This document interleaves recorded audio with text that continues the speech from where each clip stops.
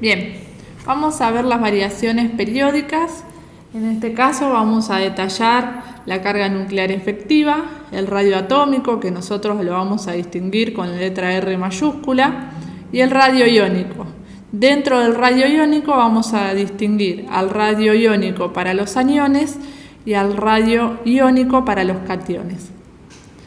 La carga nuclear efectiva, la primera de las propiedades periódicas que vamos a ver hoy, tiene que ver con la atracción de los electrones por el núcleo. Recordemos que según el modelo atómico de Bohr, un átomo se conforma por un núcleo positivo y niveles energéticos que contienen a los electrones con carga negativa. El Z efectivo va a ser la relación o la diferencia que existe entre la carga nuclear, el Z, y la constante de apantallamiento. Esto se relaciona con la repulsión que va a haber entre electrones de distintos niveles.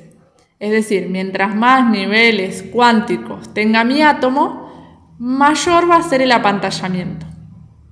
Esto no me modifica mucho el Z, porque como les escribí acá en el costadito, el Z efectivo, y esto ya lo sabemos conociendo la tabla periódica, crece en un mismo periodo hacia la derecha y crece en un grupo hacia abajo. Si comparamos los zetas en la tabla periódica lo podemos ver. Por ejemplo, el cromo tiene un menor Z efectivo que el cobre. ¿Sí? ¿Por qué? Porque los dos tienen 4 niveles energéticos, pero la carga nuclear del cobre es mayor que la del cromo. Por lo tanto, el cobre tiene una mayor carga nuclear efectiva. Si pensamos en comparar el cromo con el wolframio o el tungsteno, que también lleva ese nombre, sabemos que el apantallamiento crece, pero fíjense en la cantidad de electrones que se van sumando.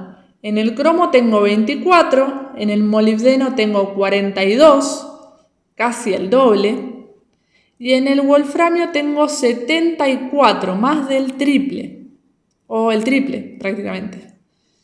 Si bien crece el apantallamiento, se van agregando muchos electrones, lo que hace que crezca más la carga nuclear y pese eso. Entonces, al comparar el Z efectivo, tenemos que el wolframio tiene un mayor Z efectivo que el cromo. Si ustedes tuvieran un ejemplo, lo que tendrían que hacer es escribirlo de esta manera. El cromo tiene menor Z efectivo que el cobre. Y a su vez, el cromo tiene menor Z efectivo que el wolframio. ¿Sí? Por ejemplo. Bien, esto lo pueden escribir así o lo pueden escribir aparte, ¿no? Entre el cromo y el wolframio, el menor es el cromo. ¿Sí? Es indistinto, yo los voy a entender. Bien, pensemos ahora en el radio atómico. El radio atómico es, si consideramos un solo átomo, la mitad del diámetro de ese átomo. O dicho, digamos en los términos que corresponden, es la mitad de la distancia entre núcleos de dos átomos iguales adyacentes. Supongan que yo tengo dos átomos de hidrógeno pegaditos, es decir, estoy formando la molécula hidrógeno diatómico, ¿sí? Y estos dos átomos que están pegados tienen una distancia d entre sus dos núcleos. La mitad de esa distancia d es el radio atómico, que dijimos que lo íbamos a definir con R mayúscula, ¿sí? En un periodo, es decir, en una misma línea, el radio atómico disminuye hacia la derecha, ya que lo que sabemos es que el Z efectivo aumenta. Por lo tanto, los electrones van a estar más atraídos y el radio se va a ir haciendo más chiquitito. ¿Sí? ¿Ven? Si yo tengo el cromo comparado con el cobre, en el cobre tengo más electrones y a su vez tengo más protones. Entonces la atracción es mayor, el radio se achica.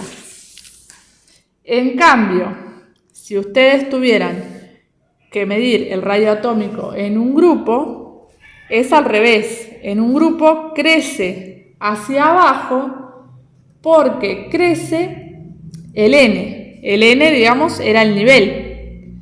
Entonces, hay más apantallamiento y el radio se expande, ¿sí? Imagínense, yo tengo este átomo con un solo nivel al lado de este átomo con un solo nivel, el radio va a ser chiquito. Si en cambio tengo dos átomos muy grandes, la distancia esta va a ser mayor. Por lo tanto, el radio también va a ser mayor. Entonces, supongamos que queremos comparar al radio atómico, a ver, vamos acá, del periodo 3 del aluminio con el radio atómico del cloro. Entonces, nosotros sabemos que el que está a derecha, es decir, el cloro, tiene un menor radio atómico. Por lo tanto, el radio del cloro es menor al radio del aluminio. ¿Sí?